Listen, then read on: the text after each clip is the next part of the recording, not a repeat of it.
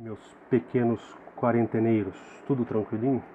Moçada, é o seguinte, a brincadeira hoje vai ser um pouquinho diferente, é óbvio, né? Por motivo de forças maiores, não sairemos das nossas casinhas. Eu tô aqui em loco do meu bunker, do meu QG, meu quartel-general aqui nas praias da Normandia, o mar tá ali fora. Vocês, cada um aí nas suas respectivas residências, assim eu espero, né? Então, vai lá. Moçada, é o seguinte, a aula passada a gente falava basicamente sobre o quê? Sobre a organização da sociedade colonial açucareira. Beleza? Nós dissecamos vários pontos. A gente tratou sobre a questão agrária, é óbvio, né? O açúcar é produzido nos engenhos, os engenhos estão localizados em grandes propriedades rurais através do sistema de plantation, vimos na outra aula. Tranquilo? Nós vimos também a questão da escravidão indígena, dissecamos o conceito de guerra justa, a gente acabou falando também da escravidão negra, que os portugueses já conheciam desde 1444, essa forma de escravidão, então implementaram essa escravidão negra aqui na colônia portuguesa, que seria o Brasil. Tranquilinho? Moçada, a gente viu também a questão da igreja, todo o papel importantíssimo que a igreja teve e vai continuar tendo com o passar dos séculos aqui na colônia brasileira. Tranquilo? O que mais que a gente viu? Um tema extremamente importante para a gente poder continuar essa aula de hoje, que foi a união das coroas ibéricas. Um tema que eu adoro, que é sensacional. Eu não vou dissecar esse tema aqui de novo com vocês. Quem não foi na aula, moçada, pouca gente foi, né? Mas o Fernando, ele gravou, ele acabou dividindo lá em 8, 9 partes, eu não me lembro certinho, mas ele colocou no YouTube, acho que é Jumper Tube TV, Jumper TV Tube. Vocês entram lá, assistam essa aula da Sociedade Açucareira e da União das Coroas Ibéricas, para vocês terem uma boa ideia de onde a gente vai entrar aqui hoje. Ok? Mas só para ter uma introdução meio azeitada, a gente viu que o rei português Dom Sebastião, ele acaba morrendo na Batalha de Alcácer Quibir, no norte da África. Ele morre, quem assume o trono no lugar dele é o seu tio-avô, o cardeal Dom Henrique. Só que o Dom Henrique já era velhinho, 68 anos de idade, o cara me morre 2 anos depois, em 1580. O trono ficou vago. O rei português não tinha deixado herdeiros, então quem acaba assumindo esse trono português é o rei espanhol Filipe II. Isso é basicamente a união das coroas ibéricas, ok? É o seguinte, moçada, com essa anexação, com essa absorção da coroa portuguesa pela coroa espanhola, o império, agora a gente pode chamar de império, o império espanhol fica gigantesco, fica amedrontador. Eu mostrei slides na aula passada, vocês entrarem lá no YouTube, o Fernando acabou filmando, vocês vão ver a magnitude desse império espanhol. Então, a partir do momento que você tem um império muito grande, obviamente você vai acabar atraindo muitos inimigos. E foi exatamente aí onde a gente parou na aula passada, onde eu escrevi no quadro Portugal herda os inimigos de Espanha, uma vez que agora Portugal estava sendo governado pela Espanha, ok? Aí eu listei lá para vocês. Nós temos os ingleses, os franceses e os holandeses, tranquilo? Vamos falar dos ingleses primeiramente. Nós tivemos algumas invasões inglesas, moçada, do Christopher Lister, do James Lancaster, mas a que importa realmente pra gente é de um carinha chamado Thomas Cavendish. Quem foi esse Thomas Cavendish? Ou melhor, Sir Thomas Cavendish. Thomas Cavendish foi o terceiro homem, cambada, a dar a volta ao mundo, a realizar a circunnavegação. De 1586 a 1588, ele realiza essa volta ao mundo. Retorna para a Inglaterra com todos os louros, ok? Com fortunas e tudo mais. Com isso, ele resolve implementar a sua segunda circunnavegação. Em 1591, ele sai da Inglaterra para tentar essa nova circunnavegação. A ideia era sair da Inglaterra, descer todo o Atlântico, passar pela costa do Brasil e atravessar lá embaixo, entre a América do Sul e a Antártica, o Estreito de Magalhães. Mas o que acontece? Ele teoricamente se atrasa, entre aspas, para chegar até o Estreito de Magalhães, porque ele vai chegar no território brasileiro e vai começar a saquear algumas vilas e pequenas cidades brasileiras. Moçada, o Thomas Cavendish ele vai aportar em Ilhabela, ele vai incendiar Ilhabela. Depois ele vai partir para Santos, e é lá onde ele se atrasa. Ele vai ficar cerca de 2 meses em Santos. Ele vai saquear a cidade de Santos, depois ele vai incendiar a cidade de Santos. Saindo de Santos mesmo, eles vão a pé, ele, toda a sua tropa, até a Vila de São Vicente. A gente já viu aqui a Vila de São Vicente, já falamos sobre ela.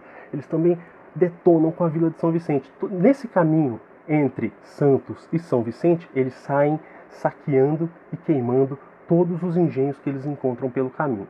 Então com isso ele acaba se atrasando, e quando ele vai realizar essa volta ao mundo lá no Estreito de Magalhães, atravessar esse estreito, ele já pega um inverno bravo, né, moçada?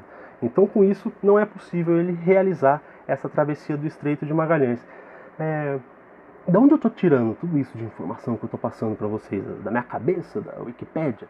Não, moçada, tem um livrinho, deixa eu ver. As Incríveis Aventuras e Estranhos Infortúnios de Anthony Kivett. Esse cara, ele era um grumeiro, ele estava junto nessa expedição do Thomas Cavendish. E ele faz relatos minuciosos dessa passagem do Thomas Cavendish aqui pelo Brasil. Então é a partir desses relatos do Anthony Kivett que a gente tem todo esse relato, toda essa ideia do que foi essa... Eu ia falar pirataria, mas é outro conceito que vocês vão aprender com o Daniel mais pra frente que está errado. O Thomas Cavendish, ele não era um pirata, ele era um corsário. Tem uma diferença enorme entre o pirata e o corsário. O pirata é o cara que age por atitude própria. Ele e seus homens acabam invadindo, saqueando, tomando, conquistando para si. Já o corsário não, moçada. O corsário, ele precisa de uma carta de corso, ele precisa de um documento assinado pelo rei ou pela rainha que autorize ele a abordar navios mercantes no Atlântico, no Pacífico, no Índico e invadir outros territórios. Então Thomas Cavendish é a principal invasão inglesa que nós temos aqui na colônia brasileira nesse período. Tranquilo? Beleza. Agora nós temos que falar sobre uma coisinha chamada França Equinocial. França Equinocial. Parece familiar, não parece? Nós já falamos umas 2 aulas atrás sobre uma coisinha chamada França Antártica, que aconteceu de 1555 a 1567, lá no Rio de Janeiro, na Baía da Guanabara, onde o Durand Villegagnon acaba invadindo ali aquele território e se estabelecendo ali por um período. Isso durante o 2º governo geral e o 3º governo geral. Então, nós temos a instalação dessa Baía da Guanabara. Eles são repelidos, são expulsos dali durante o governo do Mendes Sá, pelo sobrinho do Mendes Sá, o Estácio de Sá, que constrói um forte em 1865, forte esse que dará origem à cidade do Rio de Janeiro. Tá, essa foi a primeira invasão francesa, lá em 1555, mas agora esses franceses retornam em 1612 e vão ficar no Brasil até 1615, curto período de 3 anos. Para onde esses caras vão agora? A chamada França Equinocial. Por que equinocial? Que passa próximo à linha do Equador. A gente sabe, né, que eles se instalaram no Maranhão. O Maranhão não passa ali a linha do Equador. Passa no Amazonas, Pará, Roraima, enfim, né, em 4 estados ali do norte. Então, a França Equinocial acabou acontecendo onde hoje é o Maranhão.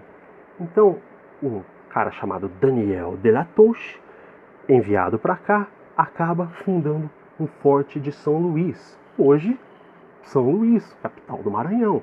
Ele dá esse nome de São Luís devido ao rei francês. O rei francês que era o Luís XIII na época. E ali eles fundam esse forte com o intuito de entrar nesse comércio, nessa produção açucareira e conseguir lucrar com isso. Esse é um dos motivos, uma das razões. Mas tem outro motivo muito especial por eles terem escolhido essa região do Maranhão em si. O segundo motivo é que era uma região praticamente inabitada por portugueses e espanhóis. É óbvio, né? Os indígenas estavam lá, né, moçada? E o terceiro ponto é que ali é uma das entradas para se chegar até o vice-reino do Peru. O Peru, cara. O que tem a ver o Peru com o Maranhão? O Maranhão está próximo à foz do rio Amazonas. E como você fazia nessa época para chegar até o Peru? Você tinha apenas 2 entradas através do Atlântico. Uma era lá embaixo, na bacia do Rio da Prata, e a outra era na foz do rio Amazonas, lá em cima. Então esses franceses acabam se estabelecendo ali e tentando forjar uma nova colônia ali com o Daniel de la Touche. Mas isso vai durar um curtíssimo espaço de tempo, né, de 1612 até 1615, e vai acabar. Eles serão repelidos dali. Ok? Então, para voltar, a gente já está falando o quê? Da terceira invasão estrangeira. Falamos de 2 hoje, Thomas Cavendish, do inglês Thomas Cavendish, a do Daniel de la Tote, da França Equinocial, mas eu relembrei vocês da França Antártica, de 1555, lá atrás. Então já é a terceira invasão estrangeira aqui em solo tupiniquim. Tá, passados os ingleses, passados os franceses, só para um pequeno adendo. Depois que os ingleses são expulsos dessa segunda tentativa, eles nunca mais retornam ao Brasil? Retornam, moçada. Só que isso lá no século XVIII. Não mais para tentar colonizar, e sim para corsariar, e sim para vir aqui pilhar território brasileiro, mais especificamente a cidade do Rio de Janeiro. Em 1710, o Jean-François Duclerc, ele vai invadir a cidade do Rio de Janeiro. Ele não vai conseguir invadir, ele vai ser preso, vai ficar preso na casa do governador, vai ter um romance tórrido com a mulher do governador, vai acabar sendo assassinado lá, e com isso a França envia uma leva gigantesca de corsários sob o comando de René Villegagnon. O Villegagnon não, o du Gatroan. Então o René du Gatroan vem para cá, e com isso ele consegue sequestrar a cidade do Rio de Janeiro. Fica cerca de 9 dias com a cidade sequestrada. Mas isso lá no século XVIII, a gente volta a falar mais disso lá na frente, ok? É o seguinte, então já vimos os ingleses, falamos dos franceses, agora precisamos falar do principal, dos holandeses, moçada.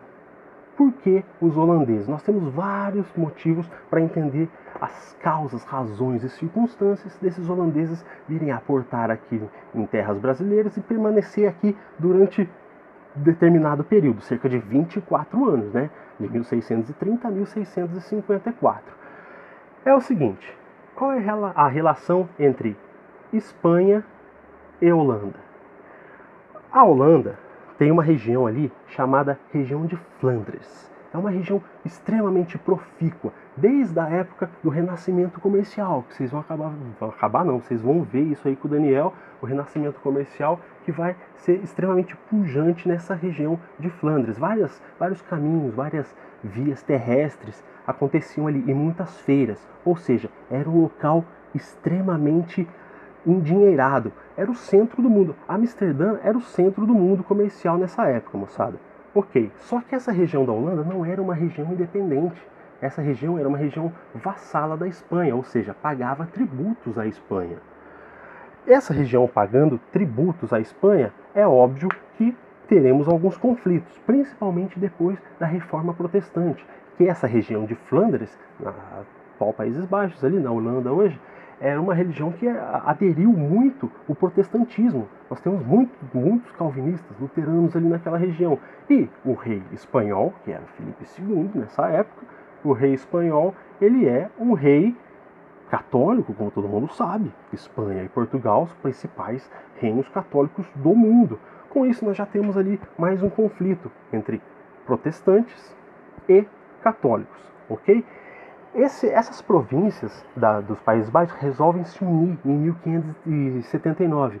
E nós temos ali o Tratado de Utrecht. É uma espécie de união cultural, união militar, e eles buscavam também a liberdade de culto, porque eles não queriam ser forçados a praticar a doutrina católica. Então, com isso, eles se unem e acontece uma declaração de guerra. Nós temos ali depois a Guerra dos 80 anos, que vocês vão acabar vendo com o Daniel também. E aí nós já temos um entrevero gigantesco entre Holanda e Espanha, isso no âmbito internacional, ok? Então, a partir desse entrevero entre Holanda e Espanha, outros pontos a gente tem que sacar aqui. Quando Portugal ganhava muito dinheiro, ainda ganha nesse período, vai ganhar menos após a expulsão dos holandeses, a gente vai entender por quê. Portugal usava muito dinheiro, muito recurso dos holandeses. Eles tinham uma espécie de sociedade. A coroa organizava, o açúcar era produzido aqui, mas o refino, o melhoramento desse açúcar e a distribuição, a venda desse açúcar na Europa era feita pelos holandeses, pelo pessoal dos Países Baixos. Muitos investimentos para levantar engenho, construções açucareiras, foram feitas aqui pelos holandeses. Então, a partir do momento que Holanda e Espanha começam a brigar, e é lógico, sempre lembrando, nós estamos na união das coroas ibéricas. Portugal, o Brasil está sobre o domínio espanhol, assim como Portugal. Então, o rei espanhol proíbe, realiza um embargo com esses holandeses. Esses holandeses não podem mais comercializar com colônias que até então eles investiam dinheiro. Com isso eles vão perder muito dinheiro, moçada. Em 1602, nós temos a fundação da Companhia das Índias Orientais, que era o que cuidava da parte do Oriente, da região das Índias, ok? Em 1624, nós temos a fundação da Companhia das Índias Ocidentais, que era o que cuidava basicamente do Atlântico, a costa da África, América Central, América do Norte ali, pedaço da América do Norte e América do Sul. Então essa Companhia das Índias Ocidentais tinha o seu foco completamente voltado aqui para a região do Atlântico, principalmente o Brasil, África e América Central. Eles vão criar colônias. Vocês conhecem muito bem uma cidadezinha chamada Nova Amsterdã, não conhecem? Nova Amsterdã, que hoje é chamada de Nova York, é uma cidade fundada pelos holandeses. Então, a partir do momento que esses holandeses perdem esse contato com todo o investimento que eles tinham feito no Brasil, é quando eles resolvem dominar partes do Brasil açucareiro. A princípio, eles não vão direto para uma região extremamente açucareira. Eles vão, logicamente, para a capital da colônia, no caso, Salvador. Então, eles chegam em 1624 em Salvador e ficam ali até 1625 apenas. Não dá nem para fincar raízes, né? Nem para estabelecer colônia. Porque o governador de Salvador não tinha feito uma defesa convincente, conseguiu perder aquela localidade, só que em 1625, no próximo ano, a coroa espanhola já envia uma série de incursões que acabam expulsando esses holandeses de Salvador. Então, em 1625, eles voltam para Salvador. Eles voltam para a Holanda, são expulsos de Salvador. E a Companhia das Índias Ocidentais entra em leve decadência, porque boa parte dos seus investimentos estavam aqui no Brasil. E eles começam, com isso, a dominar alguns portos de escravos na costa africana que pertencia até então Portugal, agora Espanha, né? Então, nessa tomada de vários portos, em uma dessas incursões, em 1628, eles acabam se deparando com um navio carregado com a prata anual, moçada, com a prata retirada durante um ano todo de Potosí, um navio espanhol carregado de prata. Eles vão saquear esse navio de prata em 1628. E todo esse montante exacerbante de dinheiro vai servir para quê? Vai servir para que uma nova incursão, uma nova tentativa de colonização seja feita no solo brasileiro. Ok? E é assim que eles vão invadir o Brasil, mais especificamente a região de Pernambuco, em 1630. Tranquilo? Aí é o seguinte. A conquista inicial de Pernambuco é extremamente complicada. Os holandeses não chegam em Pernambuco e já não dominam de imediato.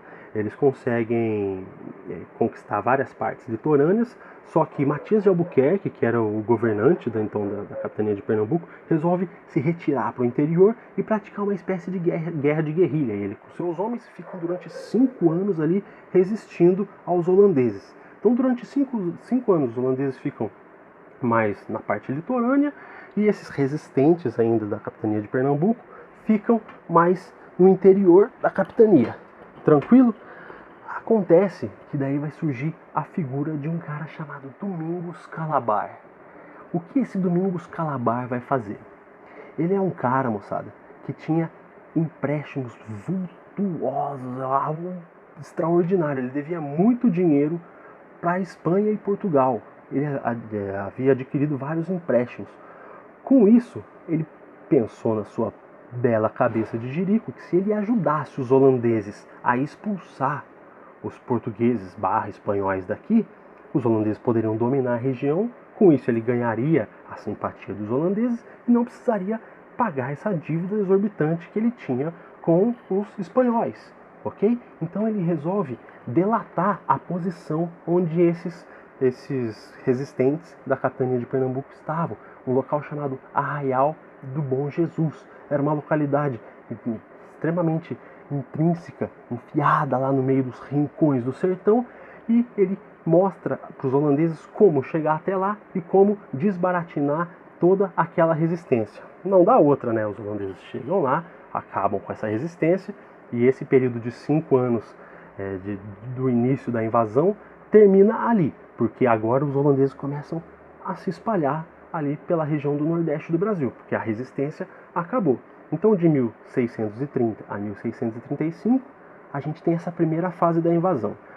De 35 a 37, a coisa vai, mas é em 37 que tudo melhora, porque chega aqui no Brasil um cara chamado João Maurício de Nassau-Siegen. Cambada, mais conhecido pra gente que é íntimo do cara, Maurício de Nassau. É aí que nós temos o início do período nassoviano, que é de 1637 a 1644, ok? Durante esse período é quando aquela região de Pernambuco vai acontecer um boom devido aos investimentos que o Maurício de Nassau vai pregar ali para o pessoal. Porque acontece assim, qual era o intuito da Companhia das Índias Ocidentais? Dinheiro, é óbvio. Então, o João Maurício de Nassau é contratado pela Companhia das Índias Ocidentais para fazer com que essa nova colônia, no caso ali a região de Pernambuco, no Nordeste brasileiro, desse mais lucro para a Companhia das Índias Ocidentais, certo? Certo. Então essa é a missão, essa é a função do Maurício de Nassau, conseguir mais dinheiro para a Companhia das Índias Ocidentais. Mas tem um porém, porque nesse período de 1630 a 1635, com esse embate entre os holandeses no litoral e a resistência no Arraial do Bom Jesus, boa parte da estrutura açucareira é destruída. Nós temos aí 5 anos de um período de guerra, moçada. Então, com esse período de guerra, você não tem uma boa produção do açúcar. Você não tem como levantar meios. Então, como você vai reconstruir esses engenhos? É aí que Maurício de Nassau realiza alguns empréstimos. Ele empresta dinheiro para vários senhores de engenho, para que esses engenhos sejam reconstruídos e num curto, médio período de prazo conseguisse dar mais dinheiro para a Companhia das Índias Ocidentais. Então a primeira coisa que ele faz é ceder empréstimo, ok? Após os empréstimos, ele também concede ampla liberdade religiosa, o que era coisa extremamente raríssima nessa época. A Europa está fervilhante. Nós temos os protestantes contra os católicos, nós temos ali na África os muçulmanos, temos os judeus, sabe?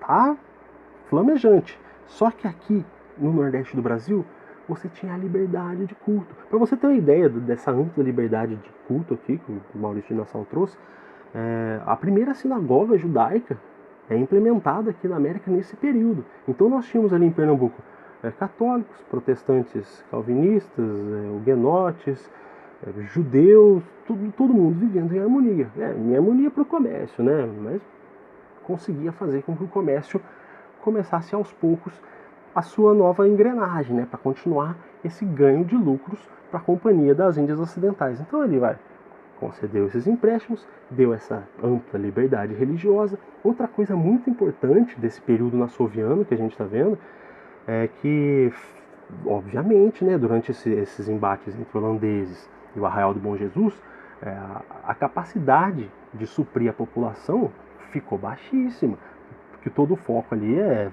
obviamente voltado para o açúcar, né? Mas quem trabalha no açúcar precisa de alimentação, então você precisa de lavoura, você precisa de gado, precisa alimentar esse pessoal. Ele institui em forma de lei a obrigatoriedade de cada senhor de engenho plantar mandioca, literalmente. O senhor de engenho era obrigado a plantar uma quantidade de pés de mandioca equivalente ao tanto de pessoas que viviam no engenho. Isso é para suprir as necessidades alimentares. Então, aos poucos, o Maurício de Nassau está tentando fazer com que essa colônia holandesa aqui no Brasil, no Nordeste, dê frutos a curto e médio prazo. Só que ele também começa a gastar uma certa quantia de dinheiro com obras de infraestrutura, constrói prédios, faz o saneamento básico, constrói teatros, traz cientistas, a missão artística holandesa do Albert Eekhout, do Frans Post. Então ele começa a gastar dinheiro aqui, começa a investir dinheiro aqui. Algo que era para dar lucro rápido acaba demorando um pouco mais a dar lucro. E começa daí o embate entre a Companhia das Índias Ocidentais e o João Maurício de Nassau-Siegen. Mas acontece um fato extremamente importante em Portugal, em 1640, que vai ser a reconquista do trono português. Em 1600, porque a União das Coroas Ibéricas, como a gente viu aula passada, vai de 1580 a 1640. Então, em 1640, nós temos a subida ao trono de um português.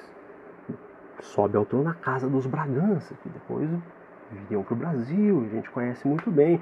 Então, o Dom João IV assume ali a coroa portuguesa mais uma vez, e os espanhóis estão fora da jogada. Então, com isso, Portugal e Espanha sentam em negociações e acabam definindo que os holandeses teriam um prazo de 10 anos para deixar a localidade. Por que 10 anos? Porque Portugal acabou de reconquistar a coroa para o povo português, vamos dizer assim. Não seria nada inteligente Portugal se meter numa guerra nesse momento, nada inteligente. Portugal veio daí de 60 anos sob o domínio de outra nação e agora ela conseguiu a sua independência novamente, então ela devia ficar fora de guerras, principalmente com a Holanda, que era uma potência, juntamente com a Espanha, com a Inglaterra e com a França.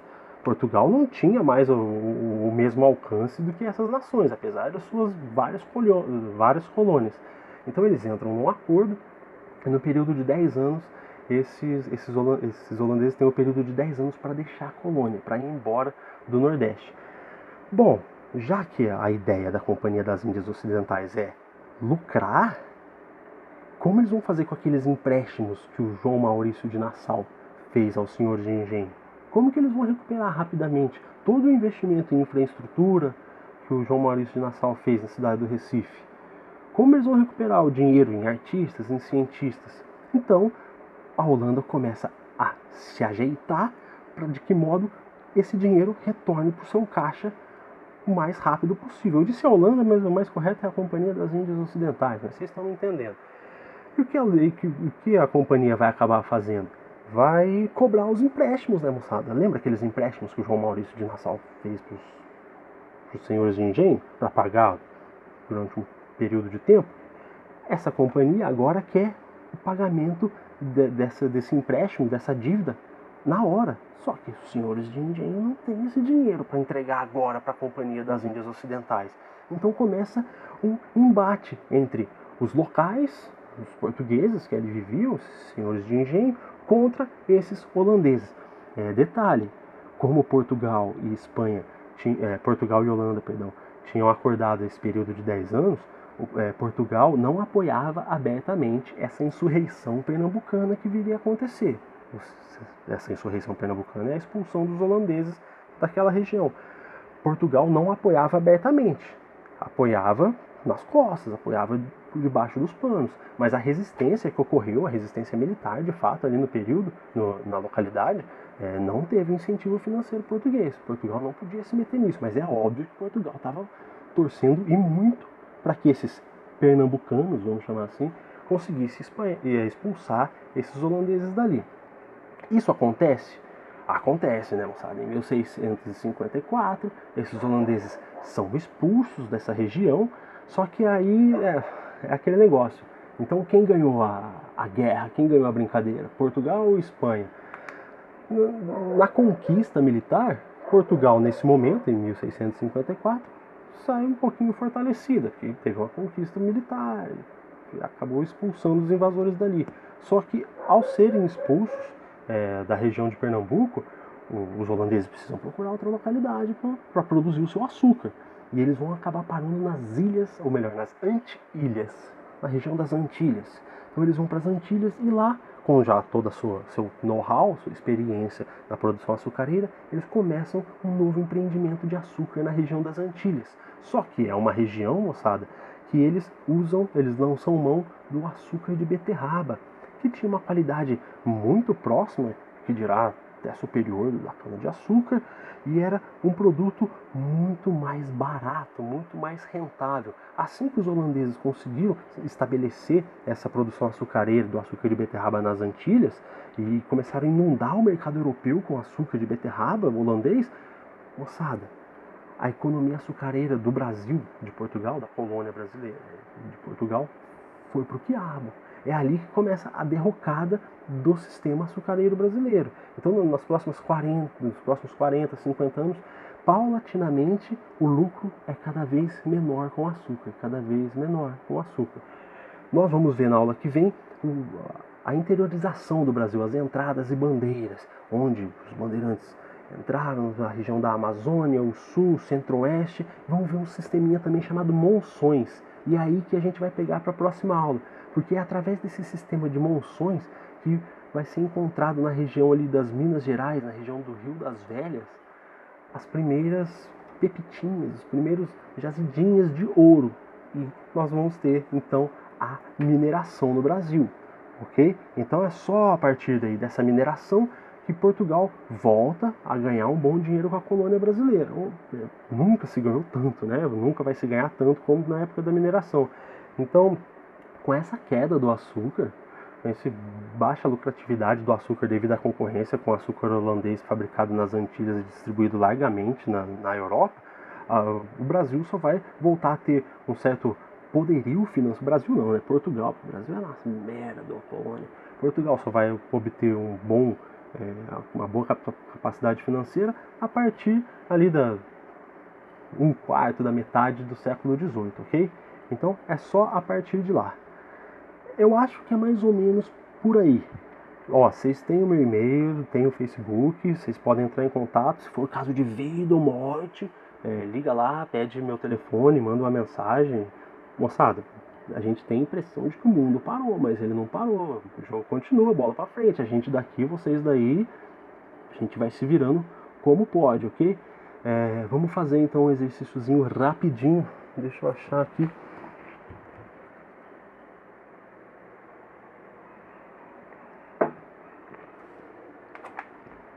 Dá uma lida no texto da apostila. Se precisar de material complementar, manda o e-mail lá, antoniohenriquecarvalho@hotmail.com, ou no Facebook, que eu envio com vocês. Se precisar de mais referência, manda, tem um monte, uma pancada de texto. Leiam lá, ó, As Incríveis Aventuras e Estranhos Infortúnios de Anthony Neville. É sensacional, é muito legal. Relatos de viagens. Mas vamos lá, vamos fazer uma questão aqui. Da página 332.